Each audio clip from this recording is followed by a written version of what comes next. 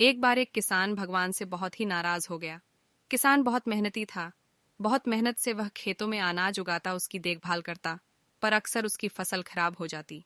कभी सूखा पड़ जाता, कभी बाढ़ आ जाती, कभी तेज धूप, कभी आंधी, कोई न कोई कारण बन ही जाता कि उसकी फसल खराब हो जाती। एक दिन वह किसान गुस्से में आसमान की ओर देखकर भगवान से कहा, हे ईश्वर, आपको लोग सर्वज्ञाता मानते हैं कि आप सब जानते हैं, कहते हैं कि आपके इच्छा के बिना एक भी पत्ता नहीं हिलता। पर मुझे तो लगता है कि आप छोटी सी छोटी बात भी नहीं जानते। आपको तो ये भी नहीं पता कि खेती बाड़ी कैसे करते हैं। अगर आप जानते होते तो हर समय जो बाढ़, आंधी और तूफान आते हैं वो कभी नहीं आते। आप नहीं जानते कि कितना नुकसान उठाना पड़ता है हम किसानों को।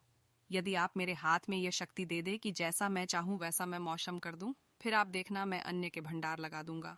भगवान इस किसान के तीखे वाक्य सुनकर मुस्कुरा रहे थे और वह किसान के सामने प्रकट होकर बोले, मैं आज से तुझे यह शक्ति देता हूं कि तुम अपनी खेतों पर तुम्हारी जैसी इच्छा ही तुम वैसा मौसम कर दोगे।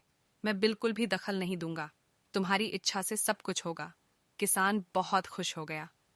किसान ने गेहूं की फसल अपनी खेतों में बोई। जब उसे लगा कि खेतों को धूप चाहिए तो खेतों को धूप मिले, जब पानी बरसना चाहिए तभी पानी बरसा। आधी, तूफान, बाढ़ कुछ भी उसने अपने खेतों पर आने नहीं दिया। किसान के खेत में इस वर्ष ऐसी फसल हुई जैसी कभी नहीं हुई थी। हरी भरी लहलहाती फसल। मन ही मन वह बहुत खुश हो गया और सोचने लगा, अब सबूत के साथ दिखाऊंगा भगवान को कि इसे कहते हैं शक्ति का सही उपयोग। मेरी सफलता देखकर उन्हें अपनी नियम जरूर बदलने पड़ेंगे। कुछ दिन गुजरे, फसल कटने को तैयार हो गए।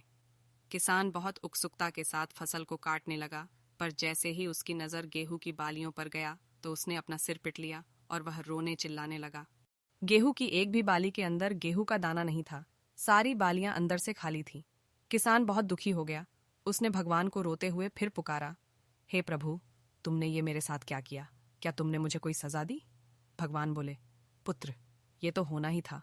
तुमने पौधों को संघर्ष करने का मौका ही कहा दिया ना, तो तुमने उन्हें आंधियों से जूझने दिया, न तेज बारिश से सहने दिया और ना ही धूप में तपने दिया।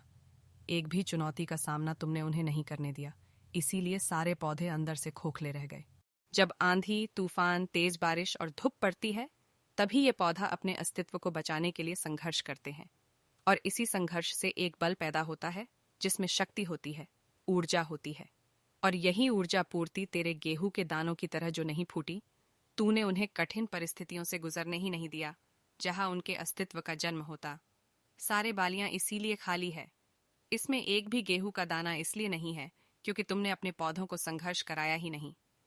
याद रखिए, स्वर्ण में सवर्णीय आभा तभी आती है जब वह आग में तपने, गलने और हथौड़े से पीटने जैसे संघर्षों से गुजरता है।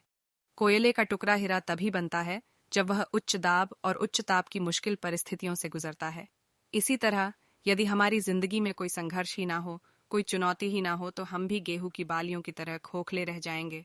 कोई अस्तित्व नहीं होगा हमारा। विपरीत परिस्थितियां, चुनौतियां, समस्याएं हमें और अधिक निखारती है। यदि जीवन में कठिन परिस्थितियां और चुनौतियां आए तो घबराना मत, बल्कि सामना करना। विश्वास करना कि आप और अधिक निखर जाओगे और अधिक मजबूत बन जाओगे। किसी ने कितना सही कहा है, जिंदगी जीना आसान नहीं होता। बिना संघर्ष कोई महान नहीं होता। जब तक ना पड़े हथौड़े की चोट, तब तक पत्थर भी भगवान नहीं होता। अगर आपको इस कहानी से कोई भी सीख मिली हो तो एक लाइक जरूर करें और कमेंट में राधे राधे जरूर टाइप करें। धन्यवाद।